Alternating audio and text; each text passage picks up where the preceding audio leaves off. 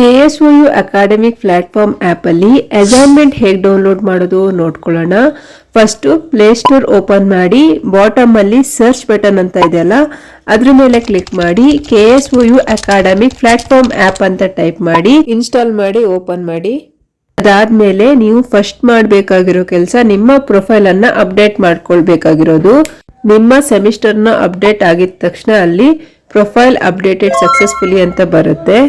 ಇದು ಅಪ್ಡೇಟ್ ಆಗಿದ ತಕ್ಷಣನೇ ಮತ್ತೆ ಲಾಗೌಟ್ ಆಗುತ್ತೆ. ನಿಮ್ಮ ರಿಜಿಸ್ಟರ್ ನಂಬರ್ ಹಾಕೊಂಡು ಮತ್ತೆ ಲಾಗಿನ್ ಮಾಡ್ಕೊಳ್ಳಿ. ಒಂದೊಂದ್ಸಲ ಇದು ಅಪ್ಡೇಟ್ ಆಗಲ್ಲ, ಯಾಕೆಂದ್ರೆ ಬ್ಯಾಕ್ ಗ್ರೌಂಡ್ ಅಲ್ಲಿ ಆಪ್ ಅಪ್ಡೇಟ್ ಮಾಡ್ತಾ ಇರ್ತಾರೆ. ಸೊ 2-3 ದಿನ ಬಿಟ್ಟು ಮತ್ತೆ ನೋಡ್ಕೊಳ್ಳಿ. ಒಂದ್ಸಲ ಸೆಮಿಸ್ಟರ್ ಅಪ್ಡೇಟ್ ಆದ್ಮೇಲೆ ಮತ್ತೆ ಅಸೈನ್ಮೆಂಟ್ ಬರೆಯೋಕೆ ಸ್ಟಾರ್ಟ್ ಮಾಡಿ. ಫಸ್ಟ್ ಯಾವ ಸಬ್ಜೆಕ್ಟ್ಸ್ ಇದೆ ಅಂತ ನೋಡ್ಕೋಬೇಕಲ್ವಾ. ಸೊ ಆಪ್ ಅಲ್ಲಿ ಬಾಟಮ್ ಅಲ್ಲಿ ನೋ ಯೋರ್ ಸಬ್ಜೆಕ್ಟ್ಸ್ ಅಂತ ಇದೆ, ಅದ್ರ ಮೇಲೆ ಕ್ಲಿಕ್ ಮಾಡಿ. ಹಾಗೆ ನಿಮ್ಮ ರಿಜಿಸ್ಟರ್ಡ್ ರೋಲ್ ನಂಬರ್ ಏನಿದೆ ಅದನ್ನ ಟೈಪ್ ಮಾಡಿ, ಆಮೇಲೆ ಶೋ ಅಂತ ಕೊಡಿ. ನೀವು ಯಾವ ಕೋರ್ಸ್ ಅನ್ನ ಸೆಲೆಕ್ಟ್ ಮಾಡಿ ಇಟ್ಕೊಂಡಿರ್ತೀರ ನೋಡಿ, ಆ ಕೋರ್ಸ್ ಅಲ್ಲಿ ಎಷ್ಟು ಸೆಮಿಸ್ಟರ್ ಇದೆ, ಹಾಗೆ ಪ್ರತಿಯೊಂದು ಸೆಮಿಸ್ಟರ್ ಅಲ್ಲಿ ಎಷ್ಟು ಸಬ್ಜೆಕ್ಟ್ಸ್ ಇದೆ, ಪ್ರತಿಯೊಂದರ ಮಾಹಿತಿ ಇಲ್ಲಿ ನೀವು ನೋಡಬಹುದು. ಇಲ್ಲಿ ನಿಮ್ಗೆ ಕಾಣಿಸ್ತಿರ್ಬೋದು ಹಾರ್ಡ್ ಕೋರ್ ಮತ್ತೆ ಸಾಫ್ಟ್ ಕೋರ್ ಅಂತ ಇದೆ. ಹಾರ್ಡ್ ಕೋರ್ ಏನಿದೆ ಪ್ರತಿಯೊಂದು ಸೆಮಿಸ್ಟರ್ ಅಲ್ಲಿ, ಸೊ ಅದು ಎಲ್ಲ MCOM ನ ಸ್ಟೂಡೆಂಟ್ಸ್ಗೂ ಕಂಪಲ್ಸರಿ ಸೇಮ್ ಇರುತ್ತೆ.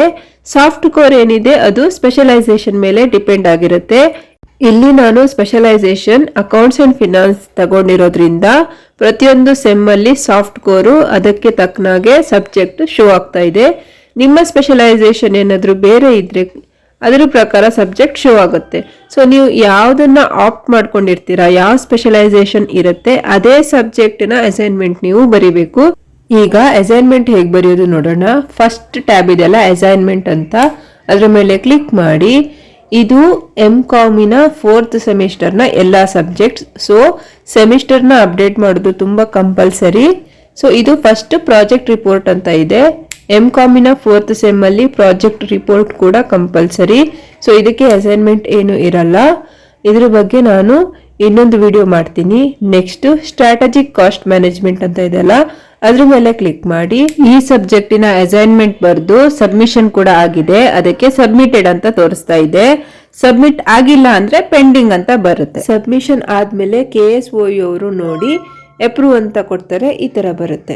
ಈಗ ಅದ್ರ ಮೇಲೆ ಕ್ಲಿಕ್ ಮಾಡಿ ಒಂದೊಂದೇ ಇನ್ಸ್ಟ್ರಕ್ಷನ್ಸ್ ನೋಡ್ತಾ ಹೋಗೋಣ. ಫಸ್ಟ್ ಇನ್ಸ್ಟ್ರಕ್ಷನ್ ಕವರ್ ಪೇಜ್ ಬಗ್ಗೆ ಇದೆ.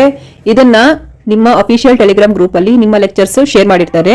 ಇಲ್ಲ ಅಂದ್ರೆ ಡೈರೆಕ್ಟ್ ಆಗಿ KSOU ಅಕಾಡೆಮಿಕ್ ಪ್ಲಾಟ್ಫಾರ್ಮ್ ಆಪ್ ಅಲ್ಲಿ ಲಿಂಕ್ ಇದೆ, ಅದನ್ನ ಡೈರೆಕ್ಟ್ ಆಗಿ ಡೌನ್ಲೋಡ್ ಮಾಡ್ಕೊಳ್ಳಿ. ಇಲ್ಲಿ ಕವರ್ ಪೇಜ್ ಅಲ್ಲಿ ನಿಮ್ಮ ಹೆಸರು, ರೋಲ್ ನಂಬರ್, ಹಾಗೆ ನಿಮ್ಮ ಸೆಮಿಸ್ಟರ್, ಹಾಗೆ ಸಬ್ಜೆಕ್ಟ್ ಡೀಟೇಲ್ಸ್ ಪ್ರತಿಯೊಂದನ್ನ ಫಿಲ್ ಮಾಡಿ ನಿಮ್ಮ ಸಿಗ್ನೇಚರ್ ಹಾಕಿ. ಯಾವುದೇ ಅಸೈನ್ಮೆಂಟ್ ಆದ್ರೂ ಪ್ರಿಂಟೆಡ್ ಅಸೈನ್ಮೆಂಟ್ ಅವರು ಅಕ್ಸೆಪ್ಟ್ ಮಾಡ್ಕೊಳ್ಳಲ್ಲ, ಕೈಯಲ್ಲಿ ಬರೆದು ಅವರಿಗೆ ಅದನ್ನ ಸಬ್ಮಿಟ್ ಮಾಡಬೇಕು. ಅಸೈನ್ಮೆಂಟ್ ನ ಪ್ರತಿಯೊಂದು ಪೇಜ್ ಅಲ್ಲಿ ಸೆಲ್ಫ್ ಸಿಗ್ನೇಚರ್ ಮತ್ತೆ ಡೇಟ್ ಇರಲೇಬೇಕು. ಎಲ್ಲಾದ್ರೂ ಬರಿಬಹುದು, ಬಾಟಮ್ ಅಲ್ಲಾದ್ರೂ ಬರಿಬಹುದು, ಇಲ್ಲ ಟಾಪ್ ಅಲ್ಲಾದ್ರೂ ಬರಿಬಹುದು. ಸೊ ಫಸ್ಟ್ ಕವರ್ ಪೇಜ್ ಬರುತ್ತೆ, ಅದಾದ್ಮೇಲೆ ಇಂಡೆಕ್ಸ್ ಬರುತ್ತೆ, ಅದಾದ್ಮೇಲೆ ನಿಮ್ಮ ಅಸೈನ್ಮೆಂಟ್ ಕ್ವಶನ್ ವಿತ್ ಆನ್ಸರ್ಸ್ ಬರುತ್ತೆ. ಒಂದು ಸಬ್ಜೆಕ್ಟಿನ ಅಸೈನ್ಮೆಂಟ್ ಅಲ್ಲಿ ಎಷ್ಟು ಪೇಜಸ್ ಇದೆ, ಎಲ್ಲಾ ಪೇಜಸ್ ಅನ್ನ ಸ್ಕ್ಯಾನ್ ಮಾಡಿ PDF ಮಾಡಿ ಇಟ್ಕೊಳ್ಳಿ. ಹಾಗೆ ಹಾರ್ಡ್ ಕಾಪಿನ ಸೇಫ್ ಆಗಿ ಇಟ್ಕೊಂಡಿರಿ. ಅಸೈನ್ಮೆಂಟ್ ಕ್ವಶನ್ ಇಲ್ಲಿ ಡೌನ್ಲೋಡ್ ಮಾಡ್ಕೊಳ್ಳಿ. ಅಸೈನ್ಮೆಂಟ್ ಅನ್ನ ಸಬ್ಮಿಟ್ ಮಾಡೋಕೆ ಅವ್ರು ಲಾಸ್ಟ್ ಡೇಟ್ ಕೊಟ್ಟಿರ್ತಾರೆ, ಅದ್ರ ಒಳಗಡೆ ನೀವು ಸಬ್ಮಿಟ್ ಮಾಡಬೇಕು, ಇಲ್ಲ ಅಂದ್ರೆ ಸಬ್ಮಿಟ್ ಮಾಡಕ್ ಆಗಲ್ಲ. ಇಲ್ಲಿ ನಾನು ಅಸೈನ್ಮೆಂಟ್ ಡೌನ್ಲೋಡ್ ಮಾಡ್ತಾ ಇದ್ದೀನಿ. ಓಪನ್ ಮಾಡಿದ ತಕ್ಷಣ ಮತ್ತೆ ಇನ್ಸ್ಟ್ರಕ್ಷನ್ಸ್ ಕೊಟ್ಟಿದ್ದಾರೆ. A4 ಸೈಜ್ ಶೀಟ್ ಅಲ್ಲೇ ಬರಿಬೇಕು, blue or black ball pen ಅಲ್ಲಿ ಬರಿಬೇಕು, ಹಾಗೆ ಅಸೈನ್ಮೆಂಟ್ ಕಾಪಿ ಆಗಬಾರ್ದು. ಹಾಗೇನೆ ಇಂಟರ್ನೆಟ್ ಇಲ್ಲ KSOU ಸಬ್ಜೆಕ್ಟ್ ಸಿಲೆಬಸ್ ಏನಿದೆ ಅದರಲ್ಲಿ ಕೂಡ ಇರೋದನ್ನ ಕಾಪಿ ಮಾಡಬಾರ್ದು. ಏನಿದ್ರು ಜರ್ನಲ್ಸ್ ಇರುತ್ತೆ, ಇಲ್ಲ ಅಂದ್ರೆ ಬೇರೆ ಬುಕ್ಸ್ ಇರುತ್ತೆ, ಅದನ್ನ ರೆಫರ್ ಮಾಡಿನೇ ಆನ್ಸರ್ ಬರಿಬೇಕು. ಈ ತರದ್ದೆಲ್ಲ ಇನ್ಸ್ಟ್ರಕ್ಷನ್ಸ್ ಇಲ್ಲಿ ಕೊಟ್ಟಿದ್ದಾರೆ, ಒಂದ್ಸಲ ಓದ್ಕೊಳ್ಳಿ. ಈ ಸಬ್ಜೆಕ್ಟ್ ಅಲ್ಲಿ 2 ಕ್ವಶನ್ಸ್ ಕಂಪಲ್ಸರಿ ಇದೆ, ಕೆಲವೊಂದು ಸಬ್ಜೆಕ್ಟ್ ಅಲ್ಲಿ ಒಂದೇ ಕ್ವಶನ್ ಕಂಪಲ್ಸರಿ ಇರುತ್ತೆ. ಸೊ ಹಾಗೆ ಒಂದು ಸಬ್ಜೆಕ್ಟ್ ಅನ್ನ PDF ಮಾಡಿ ಇಲ್ಲಿ ಚೂಸ್ ಅ ಫೈಲ್ ಅಂತ ಇದೆಯಲ್ಲ ಅಲ್ಲಿ ಕ್ಲಿಕ್ ಮಾಡಿ ನಿಮ್ಮ PDF ಅನ್ನ ಸೆಲೆಕ್ಟ್ ಮಾಡಿ, ಅದಾದ್ಮೇಲೆ ಅಪ್ಡೇಟ್ ಅಂತ ಕೊಡಿ. ನಿಮ್ಮ ಸೆಮಿಸ್ಟರ್ನ ಪ್ರತಿ ಸಬ್ಜೆಕ್ಟಿಗೆ PDF ಮಾಡಿ ಇದೇ ತರ ಅಪ್ಡೇಟ್ ಮಾಡಿ. Thank you.